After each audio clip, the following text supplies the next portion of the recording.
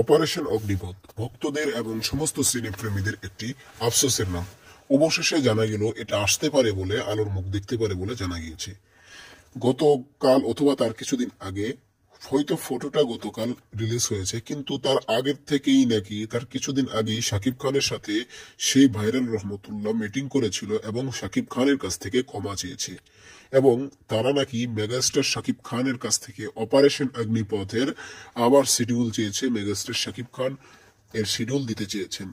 তবে যতটুকু জানা খবর, এইটা এই বছর 2025 সালের ঈদের বাইরে আসতে পারে এবং এটির শুটিং আবারও শুরু হতে পারে।